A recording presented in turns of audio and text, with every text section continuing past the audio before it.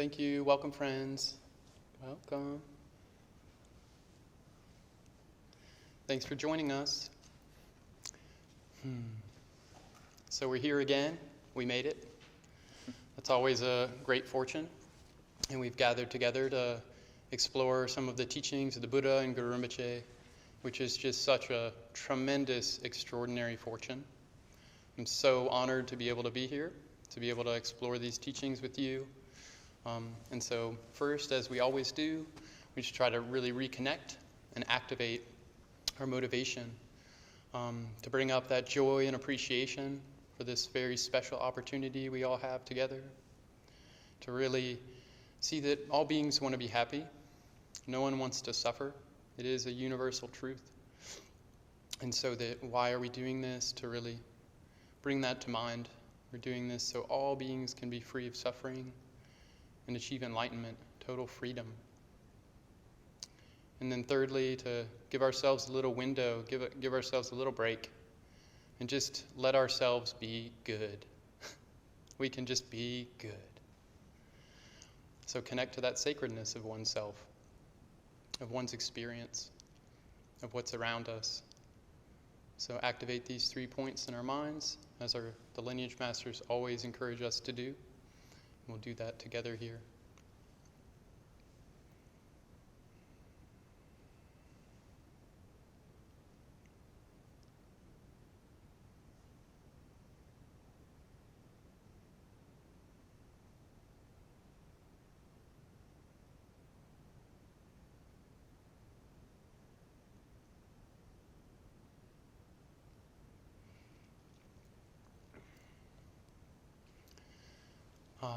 So here we are. We're about to explore and open a big, bold, beautiful question. Are deities real? That's the topic today for this brief little talk. Are deities real? And so at the beginning, it's always important to remember, definitely for myself, this is an immense question, and we're just peeking into it. We're giving a little room in our minds, like a little window of opportunity to kind of play and engage and be curious about this question. It's a very big question. Are deities real?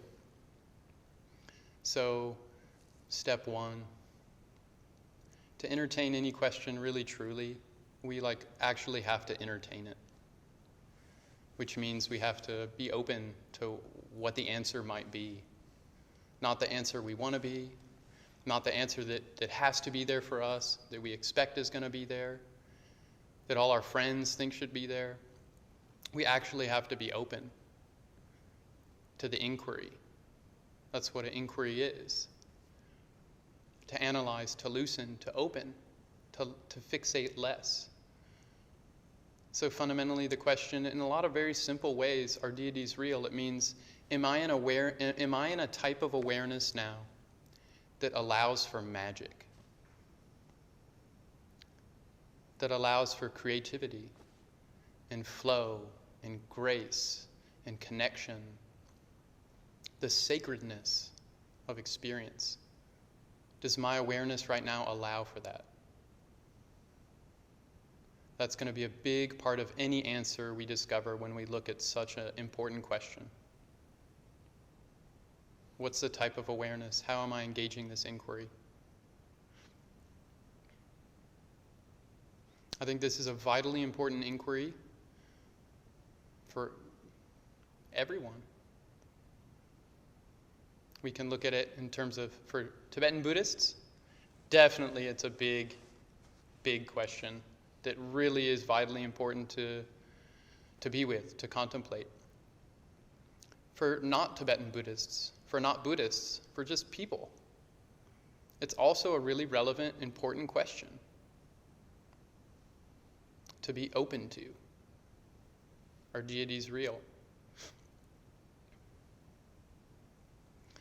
So, I was recently listening to an academic, anthropologist, cognitive psi person.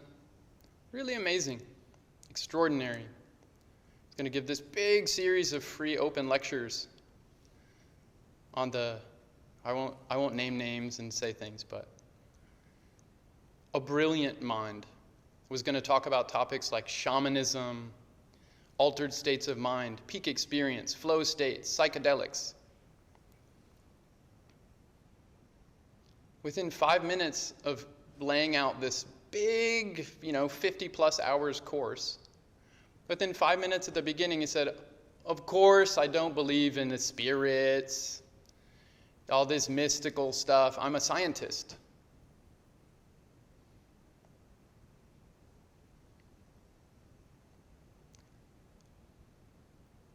That's a red flag. Not open to that inquiry. There's a lot of inquiries we can investigate. But if at the very beginning of answering a question like, are deities real, we laugh and we nudge each other, and we say, ah ha ha, of course, we have science now.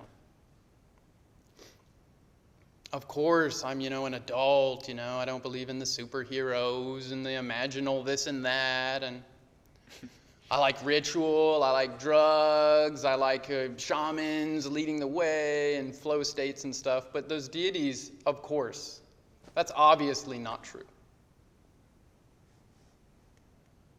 Interesting. Isn't this interesting? Yeah. We've gotten so good at so many things, but we're still very unwilling to investigate certain questions. Open mind. Allow the magic to maybe be there. This is deep magic, deep creativity. On the other side, Buddhists. A good friend of mine, longtime practitioner. He was once in close contact with Tenli Norbu Rinpoche. And Tenli Norbu Rinpoche asked him to come. So he came to him. And he looked at him, and Tenli Norbu Rinpoche said, why is it that so many longtime Buddhists hate Buddhism?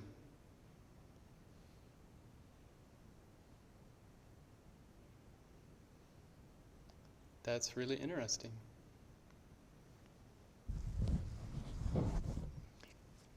I think so. Are deities real? We could say it in a lot of ways. Are the 6 realms real? Is Akanishta real? Is Amitabha real? Is Guru Rinpoche a historical figure? Was he born as an 8-year-old emanation on a lotus surrounded by dakinis with the Vajra 7-line prayer magically resounding around him? Are mantras real? Is there something after this life? Was there something before this life? Is pure relative truth real? Or is all this baby stuff? Should be careful about how we answer that. So then I'm going to play mainly in the sandbox of Buddhists, and specifically Tibetan Buddhists, for just this really quick window into such a big, profound topic. And I'm locating this in texts. Liberating Duality with Wisdom Display by our Venerable teachers, Venerable Khenpo Rinpoches. According to the regular, conventional way of thinking, if something is black, it is not white.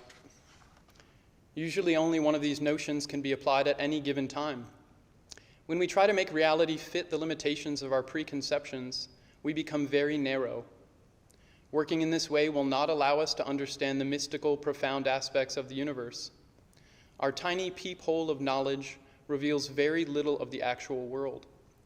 We see only what fits through our small hole. Chronological and linear thinking is characteristic of dualistic conceptions.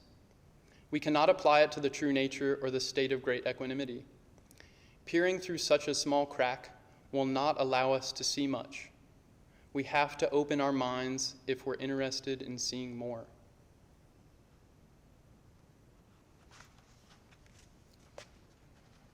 Are deities real?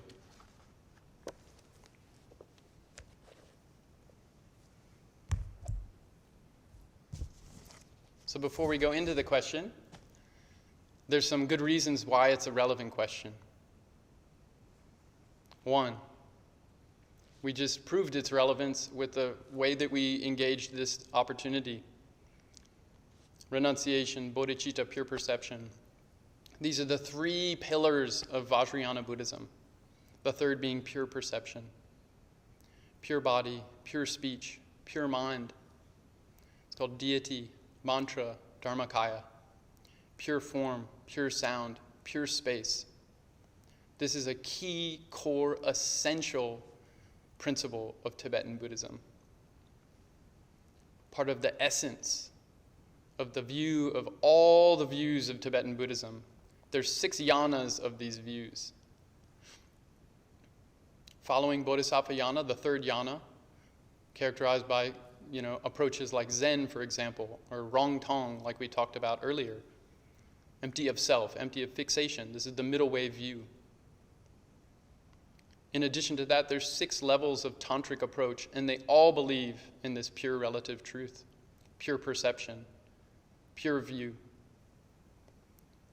Not as an accessory or as an option, as a fundamental principle that has to be included in order for Tibetan Buddhism to be Tibetan Buddhism, in order for Vajrayana to be indestructible, in order for Mantrayana, in order for mantra, mind protection, in order for our mind, our wisdom awareness to be protected from duality. Pure perception is essential. This is a key Vajrayana point. Who said this point? We just prayed earlier to all these lineage masters, the Buddha and Guru Rinpoche, Yeshe Sojal, Zo, Zor, Noob, Nyak, 100 Tertans, and others. King Tritsen Detsen. All these Kama and Terma lineage masters, up to our very present own living, breathing teachers, they all claim that pure perception is actually how reality is. All of them. This should really cause us to pause. This question cannot be casually dismissed. Are deities real? Ha ha ha ha. Buddha said they're real. Guru Rinpoche said they're real. Vimalamitra, Shantarakshita, Longchenpa, Rongzompa, Naropa, Nagarjuna. They were all masters of sutra and tantra. You know how many of them became tantric masters? They got to the pinnacle point of studying the sutras.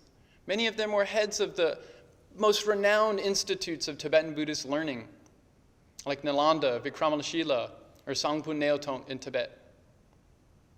They got to the pinnacle of logic, of epistemology, of philosophy, of epistemics, of poetry, of the 10 major and minor sciences. They were the best. And they saw that approach only went so far.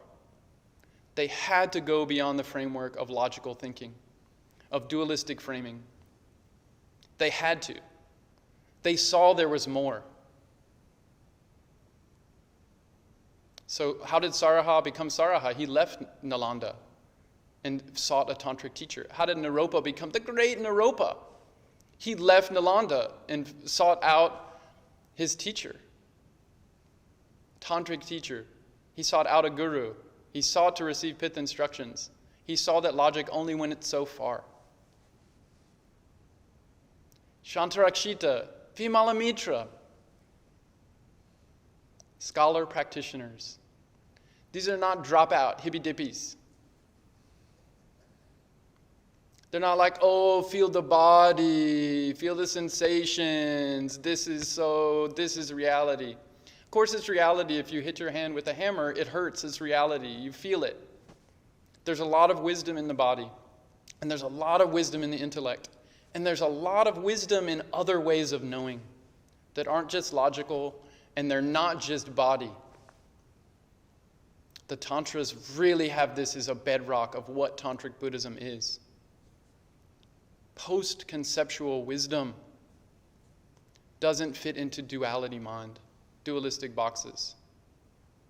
The answer to our Deities Real has to come from that post-conceptual place in ourselves, that way of knowing that knows differently, and it reveals new things, and it opens new magic, new understanding. We see things that we didn't see before. Isn't the path like that? A succession of moments where we reveal a little more? If it's not like that, it's not a path. We're just confirming everything that we believe in. We're not opening, we're not growing, we're not softening. We're just saying, I'm right. See, I'm right. That's why we get a guru who gives us that mirror. How are we stuck? And what is it like to not be stuck? And they show us both those inside ourselves. Where we're stuck, and what it's like when we don't fixate in that way.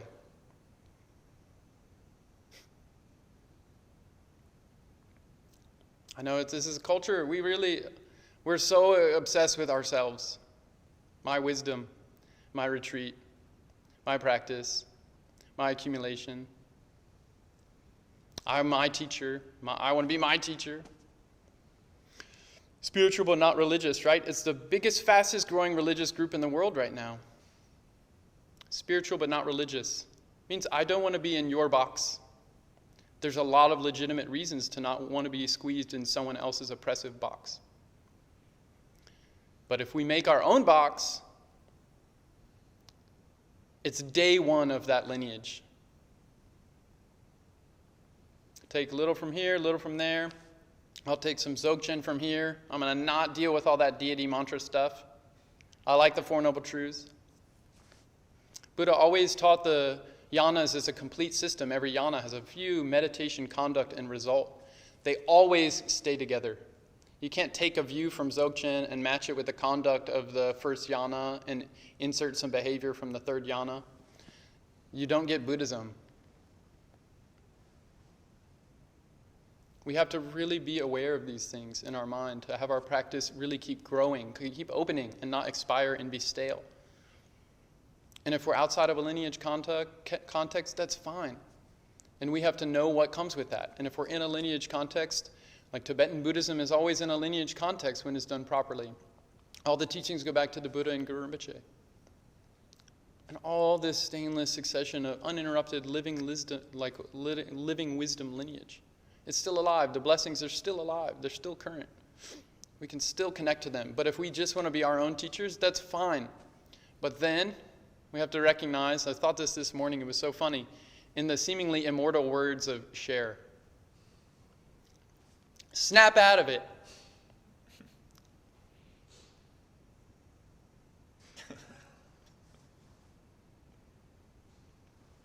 Are we going to keep doing that to ourselves if I'm my own teacher? Am I going to keep waking myself up? Can I keep going past what I expect and giving myself a fresh perspective? Can I do that in a way that actually is an organic, natural process that keeps opening? Isn't it so much easier to be around some experts that help us learn more quickly, more thoroughly, more comprehensively? They know this terrain. They know this path. I'm not saying that's what everyone has to do, but amongst Tibetan Buddhists, that's what we're doing. We're following in the footsteps of the Buddha, Guru Rinpoche. Pinnacles of scholarship, pinnacles of meditation. How fortunate we are.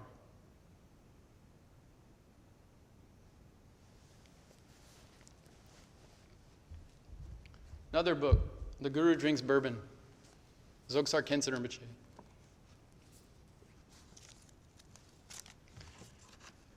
Once you've started this journey of practicing Vajrayana, many things can happen, and you have to be prepared. It's important to have faith, but it's also good to have doubt and use reason. Often faith comes in the aftermath of doubt, and doubt comes in the aftermath of faith. And the one that comes second is often much more powerful. In the end, we have to abandon both. The Vajrayana path is the union of wisdom and method the union of science and faith, the union of myth and truth. But many materialists, those whose sights are not set beyond this life, don't see the non-duality of these dualities. They may be awed by the vastness and depth of the theory of non-duality, but disregard faith and devotion, even though faith and devotion are the vehicles that effectively deliver you to non-duality. They can accept the logic of truth, but then snobbishly dismiss myth and ritual. They don't seem to understand that myth is the only means to understand the truth, because everything we say is myth. Even Vajrayana practitioners find it difficult or don't even think to try to marry these seemingly unmarriable dualities.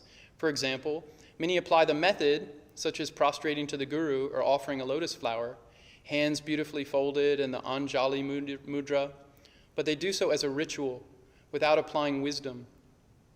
Prostration is surrender, but very few people prostrate with genuine confidence. They don't think, I'm prostrating to the deity, who is none other than myself. And likewise, the deity is prostrating to me.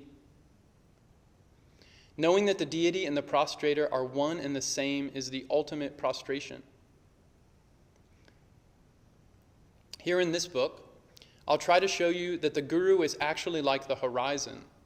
A horizon is apparent, a line where earth and sky appear to meet. But in reality, they never meet.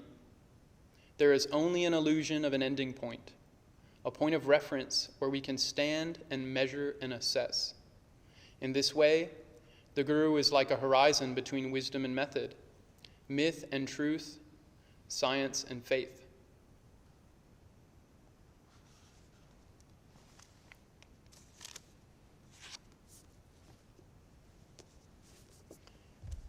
We just can't expect all of reality to fit into our working model, into my duality frame.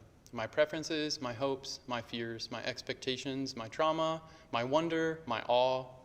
Reality is very big.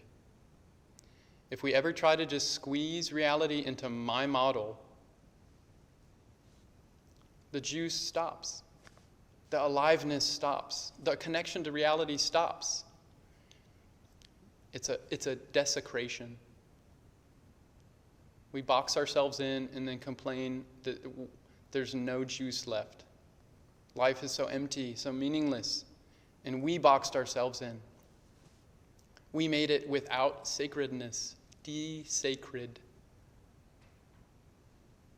We got out of a type of awareness that appreciates magic. We lost the power of myth.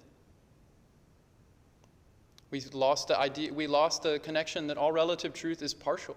It's all a fiction. It's a dream, illusion, hallucination, fabricated, artificial. The Buddha taught this so clearly.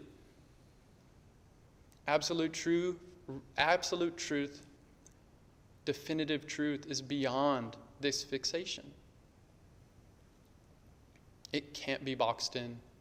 And so we all come with duality if we're sentient beings, and we have to know this is a working model. And the best thing a working model can do is try to replace itself with a better working model. And that's what the 9 jhanas do. We use duality to have better duality, to go beyond duality. We use science to find magic. We use magic to find science. We use faith to find reason. We use reason to find faith. We use practice to inform study. We use study to inform practice. It doesn't all fit into what I want, my box, what I know now. There's so much more than what I know now. We can't just cherry pick the pieces we like, because all we're going to do is reconfirm our own bias. And then we'll get into echo chamber of groupthink, and then we'll wonder, why is everything so polarized? Why is it so black and white? Why is everyone against me? Why are they all so dumb? We did it. We were a participant in that tango. Weren't we? Did we make friends with them? Or did we just demonize them? We othered them. In the name of science, we other magic. Interesting. In the name of justice, we other the sacred. We desecrate. In the name of trying to restore the beauty and sacredness of life, we desecrate the sacred. I mean, it's really weird. I'm not just saying little word games here. I'm saying from the more Tibetan Buddhist view, like, we don't have to do this. There's another way. We can engage with open mind. We can keep looking. Snap out of it. We can keep waking ourselves up. We can keep using experience to help wake us up. What does that mean, wake us up? Refreshing. Fresh air. Fresh evidence. Our practice, fresh, If we always do a practice one way, good. It's good to get constant and in a groove. But we got to switch it up some too, Otherwise, it just gets habitual. We forget. The point is to be in a fresh, connected, really in awe type of experience all the time. These great masters are in childlike wonder with reality all the time. And they can manage these giant monasteries and nunneries and meet with world leaders and maintain a living lineage for centuries without breaking it. That's an impressive feat I haven't seen any modern scientific materialist pull off. An uninterrupted living lineage wisdom for 2,500 years. They must be doing something right. It can't be casually dismissed. Oh, that's pre-modern myth. Deities and all these things. There's maybe something more going on here. If we don't let ourselves actually have a real investigation of this question, it's not a real question. To quote Derrida, the only real question is what you don't know the answer to. To quote a postmodernist, to push postmodernism to go beyond itself. When we get too self-assured, my practice, my way, this is how it is, this is what the Buddha taught. Open this. I looked at this today. Rinpoche's great Guhyagarbha, Splendid Presence of the king of all Tantras, right? This is filled with reasons about why reality is pure. You can open a page, it's pouring out.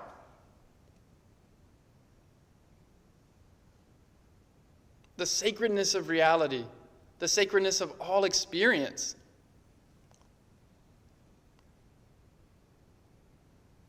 We really think we're smarter than the Buddha and we're going to redesign Buddhism? We're going to update it, 3.0, 4.0, 5.0, whatever? We can't even keep a community together longer than 5 years or something? Without the seemingly endemic, it's almost like a syndrome now. I'm saying some strong things, but sometimes some strong things have to be said. Is this a mental syndrome? White male investor syndrome?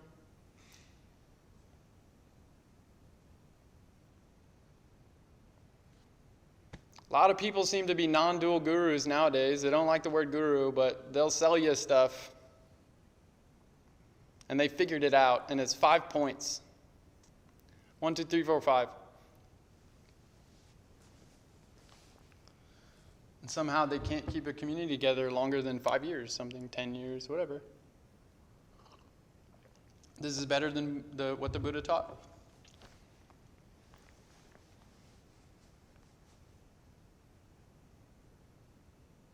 Snap out of it. It's called humility. It's the main quality when I see people who are really investigating that question, are deities real? They're so humble. They're so open. They're so fresh. They're still looking. Deity, mantra, dharmakaya, pure body, pure speech, pure mind. These essential points we repeat again and again and again. That's still amazing for them. Why? Because it's living. They're in it. It's alive. It's living Dharma. And they prostrate to the deity, and the deity prostrates to them, and everything is a deity. Outer deity of the guru, inner deity of the subtle deities. Jnanasattvas, wisdom beings. The actual wisdom beings in a sadhana practice, when we visualize Tara, for example, that our visualization is the Samye sattva, visualized deity. It's pretend, it's duality. But then we ask the living deity, the wisdom deity, the Jnanasattva, actual living Tara, to come and bless that, to merge and mingle with our conceptualization so that it becomes inseparable. Why? Because the nature of all of it is deity, mantra, and dharmakaya. Pure body, pure speech, pure mind, pure form, pure sound, pure space. It's already like that, and we're just waking up to it. We're seeing it in a new way. And we're open to the possibility. Maybe it can be like this. Maybe the Buddha was right.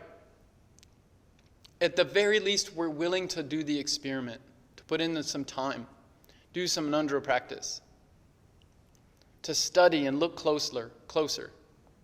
We're willing. We're not like, oh no, thanks Galileo, I'm not going to look down the telescope. Isn't that what a casual dismissal is like? Oh, deities, ha ha ha. I haven't seen germs. I haven't seen atoms. I haven't seen quarks. I haven't seen 11 dimensions. I haven't seen other galaxies. I've seen pictures of them. I've seen models of them, ideas of them. People talk about them like amazing things, you know. It all requires faith. So much requires faith. If our standard for truth is direct perception, that's it. What we do is we become a nihilist. Only what I can see, hear, taste, only according to what I can think, feel. That's nihilism. It's limited to my little very small corner of reality. Kazakhstan, that must not exist. Never seen that. Center of the earth, never seen that.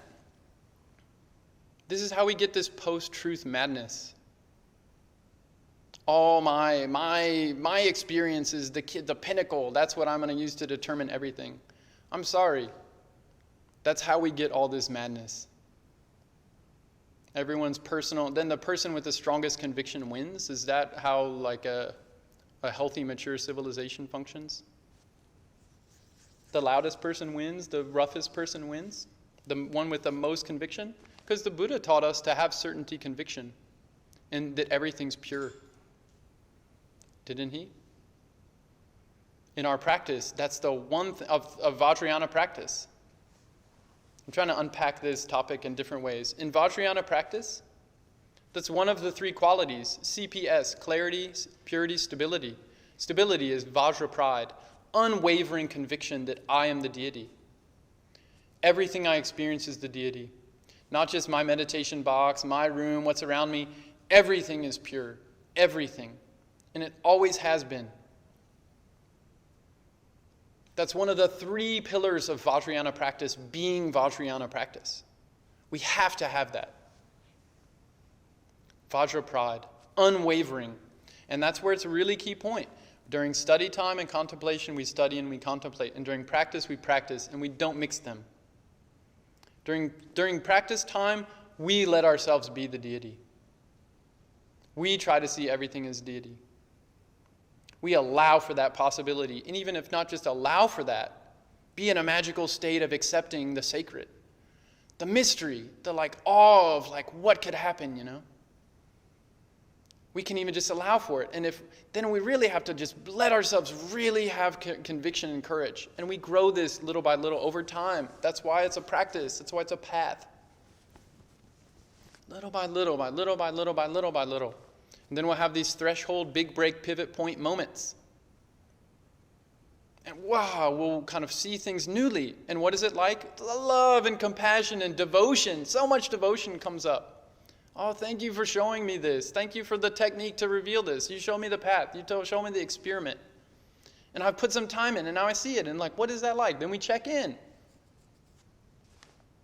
And they keep helping us. These people, the elder wisdom, people way farther along than us, you know. They help us grow so fast. The best teachers want all their students to surpass them. They're just trying to hold enlightenment for themselves. They want everyone to wake up.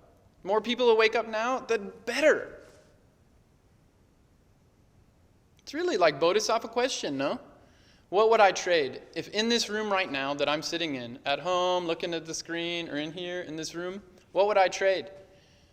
I could wake up right now off the wheel of samsara, on the boomies, boom.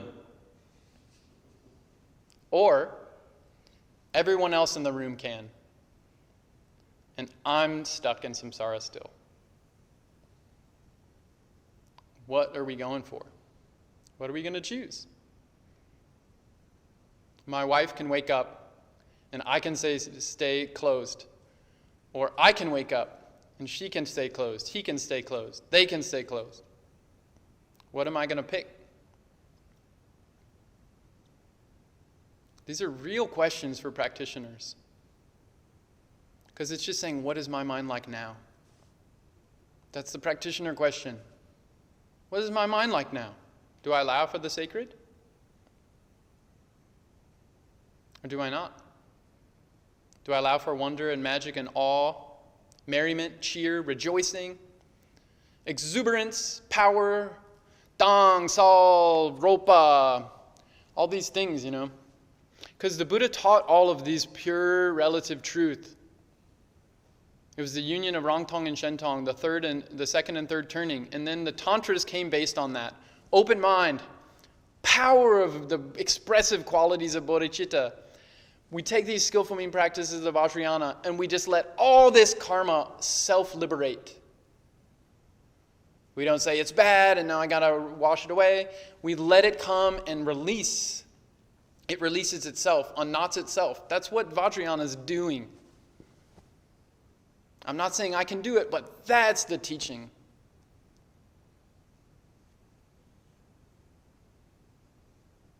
And it can be really simple. I know sometimes we want an answer, is a deity real or not? Like, show me the money, where's the video? I'm quoting Tom Cruise now. Cher and Tom Cruise, wow. It's all in me, this conditioning. I can't avoid it. So I'm going to use it. I'll use the duality to try to break out. I'm going to break out of that Tom Cruise prison. Snap out of it.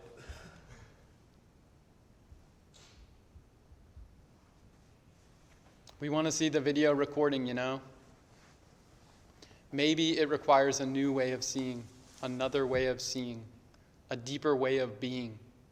It might just be that it doesn't all fit into my model, doesn't all fit into my box. It might be bigger than that. It might be more special than that. Are we ready to allow for that level of specialness, that everything is sacred?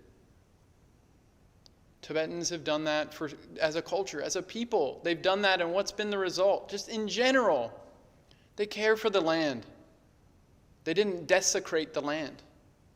They even would try to take opportunities to not hunt any animals, even though the food was hard to get. They after this big genocide, there's so many of them are so forgiving. They're even more compassionate for the people and the systems that really hurt them, killed them. Killed all these people they know, So, it's how much more proof in the pudding do we need, To actually care for the sacredness is an important feature. The disaster of modernity that stripped everything to its bits and quarks and ones and zeros and only what we can nihilistically see with our eyes, ears, nose, tongue, body, mind. That's great. We put someone on the moon and we can excavate all the living systems of the planet. We're good at it, We're very adaptive to totally terraform our environment. And we're terraforming all the time with the views we have, right? Our view completely terraforms our experience. And the Tibetan Buddhists are saying, have an open view, and you will start to see the sacredness, the pure body, pure speech, pure mind. That will terraform. It'll start to change the way you engage with your own habits. You'll start to love your emotions and not hate them. You'll start to love your friends, not love the enemies, This view is so key to actually enact any of this stuff. Because if we really believe they're an enemy, we can do all these 5 of this and 7 of that and all these tools. We can take all these little things and put them in our tool bag. But if we don't activate that view as step 1, allow the possibility that sacredness happens. This is sacred. This is wholesome. This is fundamentally good. That's why ethics is the foundation of all the other things, samadhi and wisdom. We seem to have lost that in every other field of expertise in the so-called advanced, modern, contemporary culture. Like all of them are like completely devoid of ethics. Doesn't that seem to be true? Tibetan Buddhism, ethics is like always, if you don't have ethics, there's not a next step. That is what the Buddha taught for has so long, thousands of years. There's a lot of wisdom here that we've overlooked. And as practitioners, it's our job to kind of keep activating it.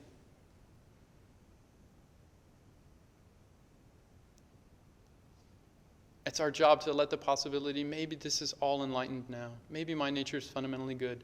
And the really quick thing that we've all heard, but it really comes down to the juicy points, Everything is mind. Mind is empty. Empty mind always expresses itself as energy. This energy is unceasing arising display of the nature. Everything is this awakened, empty nature, this display of mind. We've all heard that.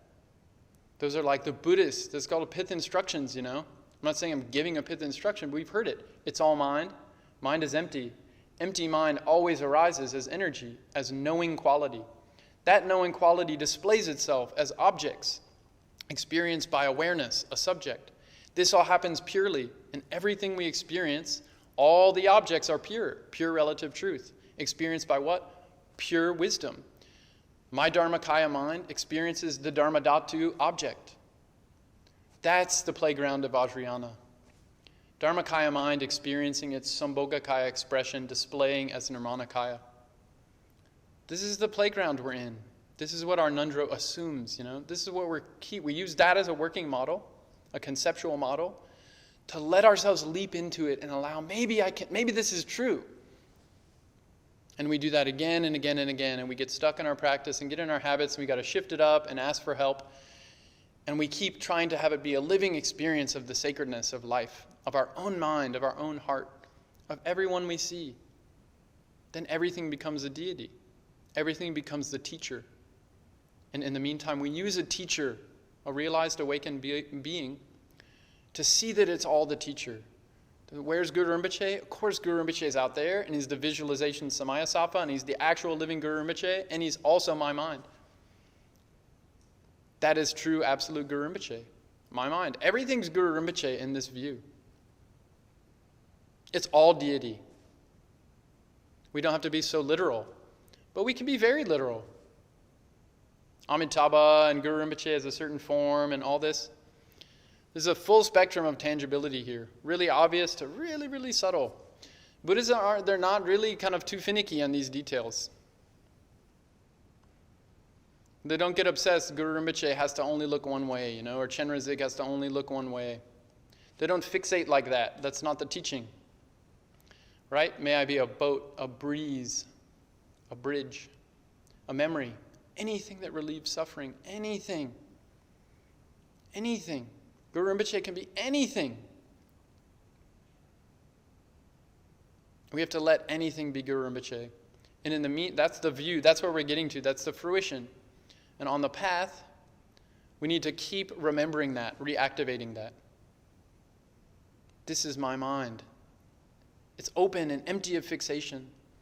All this bodhicitta comes up as its arising display, which becomes these beautiful ornaments of sight, smell, sound, taste, touch, thought, feeling. And this is the mandala. And it all circles back to the wisdom nature of emptiness.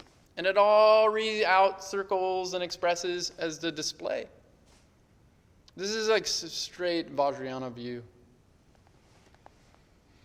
So we have to do this, we have to enact this, and we zoom in and we zoom out, and that's what we're doing all the time. We zoom in on the Guru Rinpoche's nose, and we look in at the atoms of his nose, and we see on the atom of his nose is millions of mandalas of deities. And we zoom out, and everything we see in all the Hubble telescope things that have ever been seen by humans, they're like the pupil of Guru Rinpoche.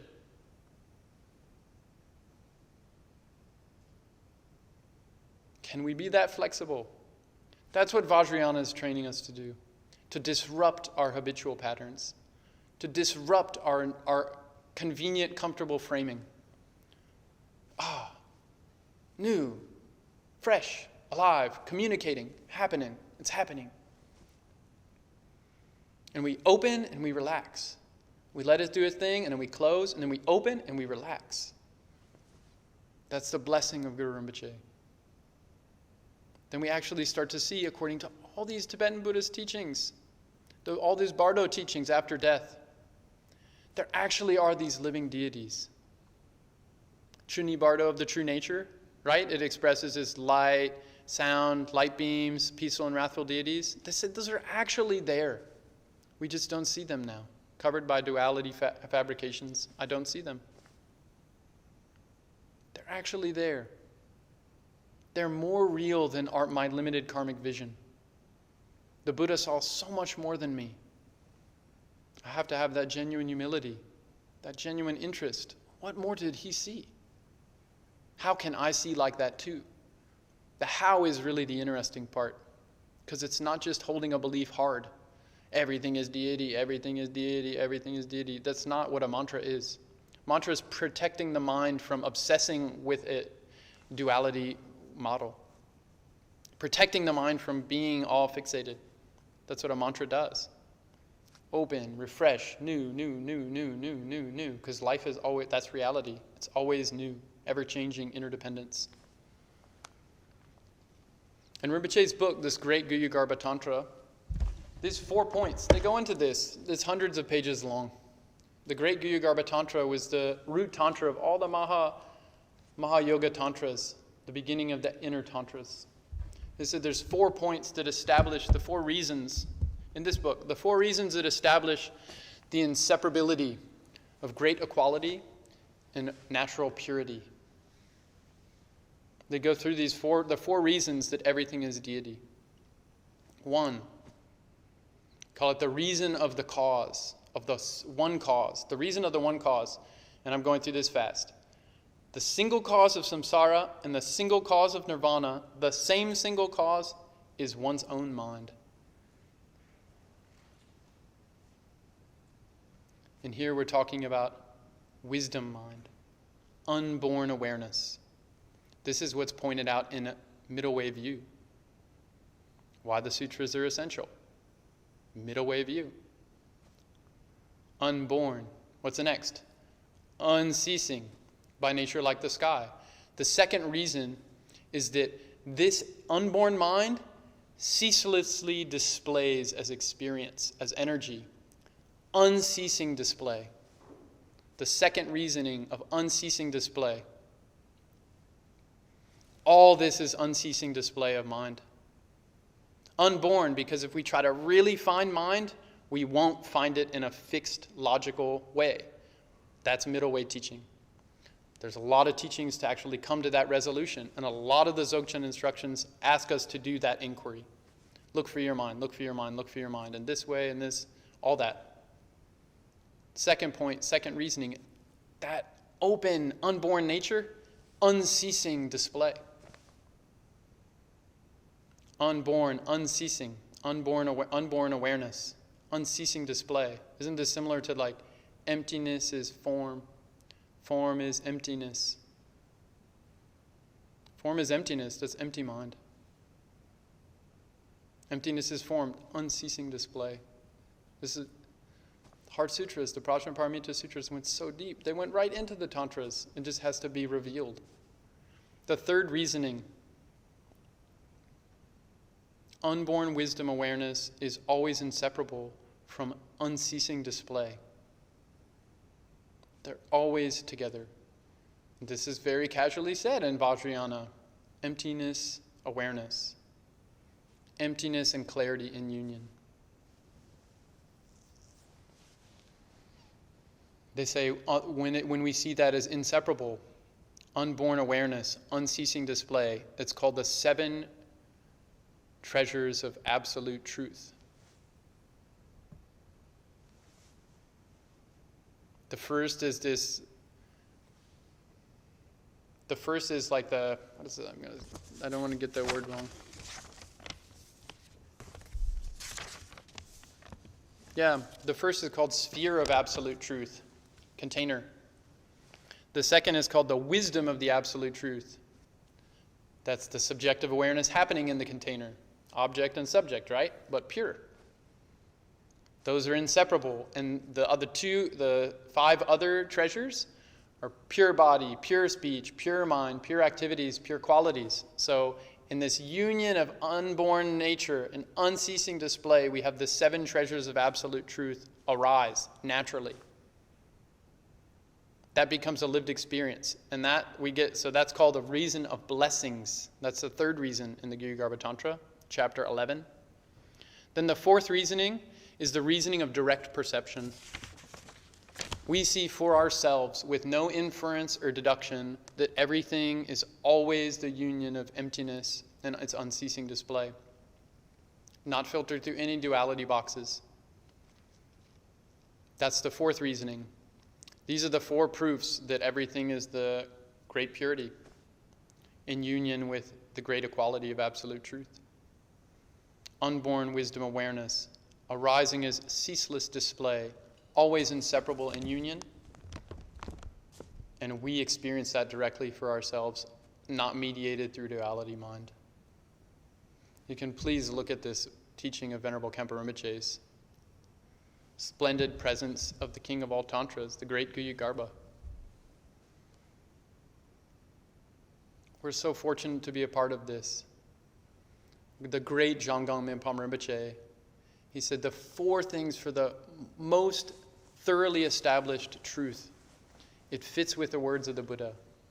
It follows the words of the lineage of enlightened masters. It follows the personal advice of our own teacher, and it conforms with our own direct experience. This is the most robust type of evidence in Tibetan Buddhism. A simpler way to say that is, it follows all the scriptures, it follows logic, and it's confirmed by our own intelligence. That's called certainty wisdom. It's not I hit my hand with a hammer and I am certain of the truth of the pain. But the Buddha taught that too, truth of suffering and all that. You can go through how all these things fit when we really have a conviction that's unwavering and we should be confident in. But regarding the great union of great equality and the relative natural purity of all phenomena, otherwise known as deity. This is a core belief of Vajrayana Buddhism, of Tibetan Buddhism. And this is assumed with every sadhana practice. And as practitioners following a lineage, like to humbly let ourselves just bathe in the nectar of these wisdom blessings, of the sacredness of our opportunity, of all of our experience. To let ourselves allow for the possibility that maybe this really is all enlightened. Maybe my nature is enlightened and your nature is enlightened. And even if we do it just as if it's true, as if I'm enlightened and you're enlightened, wouldn't that change so much? Bring back the sacred? Wouldn't we love each other more fully? Wouldn't we have better ethics? Wouldn't we care for our environment? Wouldn't we think more long-term, intergenerational, what's going to happen way after me? How am I preparing for what's coming next? Wouldn't that all be just great? Even if we just say, deities are real, I'll just act as if it's true. In the meantime, I'll test it in my experience, in my practice, and I'll see for myself, have a direct perception over time. Won't life be more beautiful like that?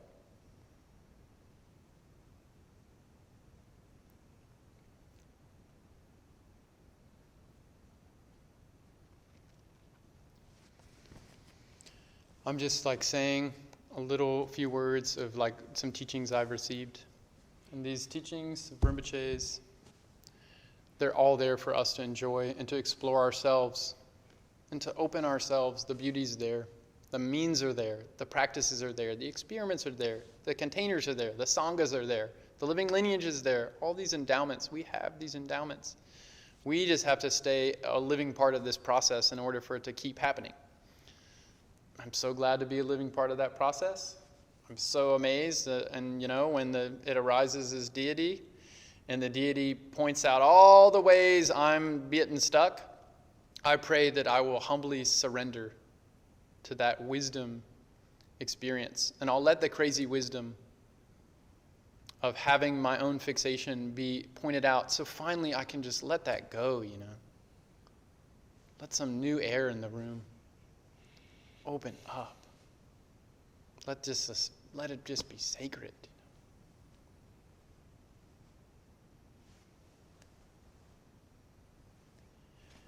Thank you, friends. Thank you. Thank you.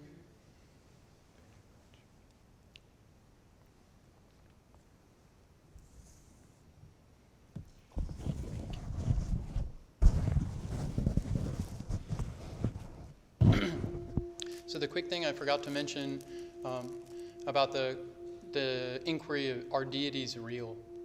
The answer to this inquiry from the Tibetan Buddhist perspective really highlights a significant distinction between Zen and Dzogchen.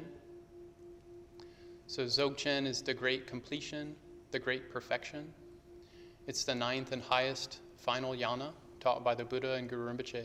And it includes all the sub-yanas, including Sutra Mahayana, which is one example of that is Zen. So in general, that approach of the Bodhisattva yana, or Zen, it's a specialty is pure mind, wisdom mind, right?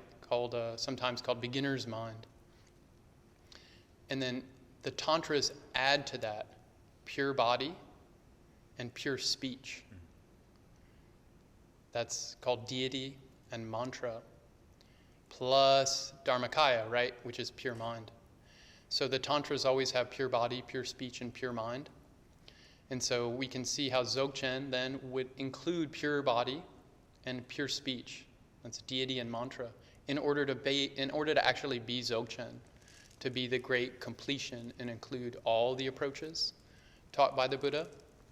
Not saying it's not judging the other approaches, the more foundational ones. It actively loves and includes them. So that's one distinction that highlights the importance of how we answer for ourselves or make sense of our deities real.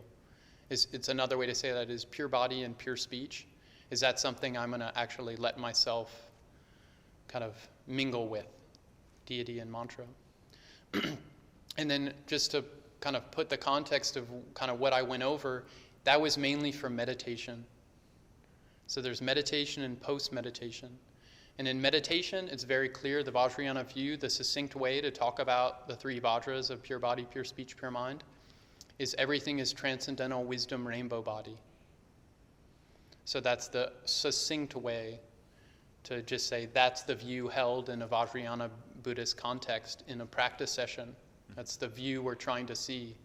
The presence of enlightened body, speech, and mind, both outside and inside, completely mingling as enlightened activities, all happening within open, expansive, infinite, awakened awareness. So that's pure body, pure speech, and pure mind.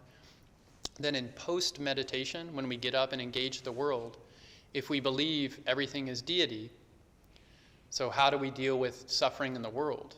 How do we deal with people who are mean to us? So that's when it's really careful to distinguish between yanas.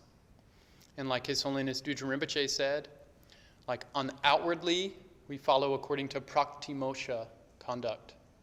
We follow cause and effect. It's impeccably, Rinpoche often says timidly, very carefully we follow the details of karmic cause and effect.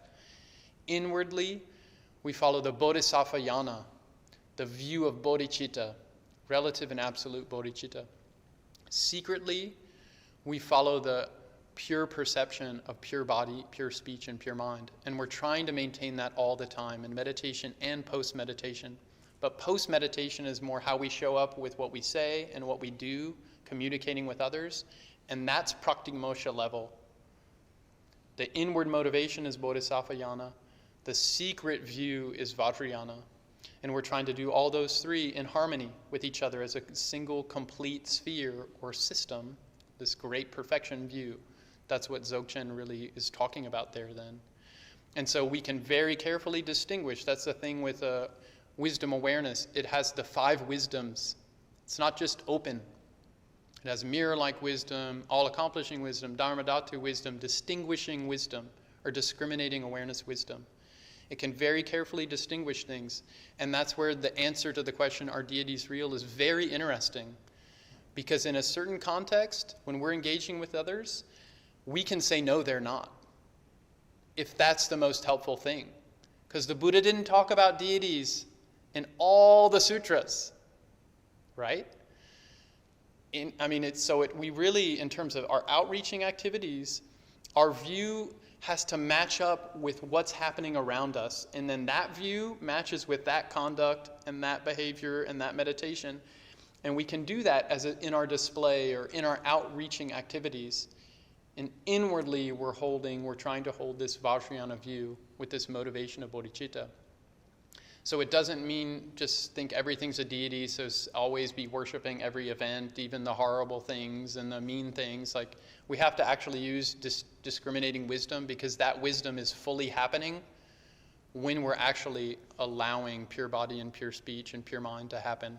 It's not just blank emptiness awareness, right? We're actually engaging the relative phenomena according to the relative frameworks that the phenomena are working on.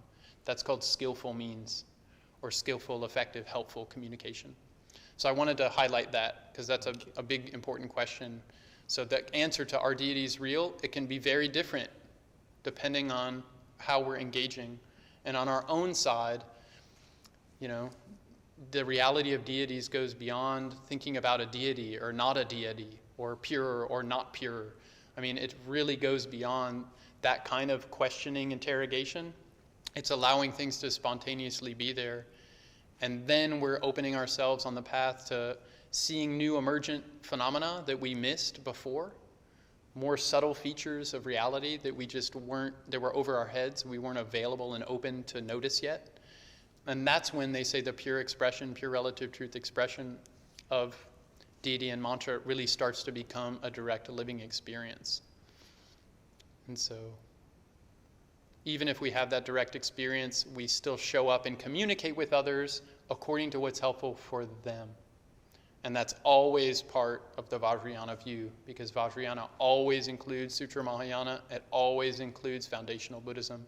That's how it maintains a healthy, complete system. So I just didn't get to saying that. I wanted to say it. Sorry to kind of round that out. Sorry. Thank you.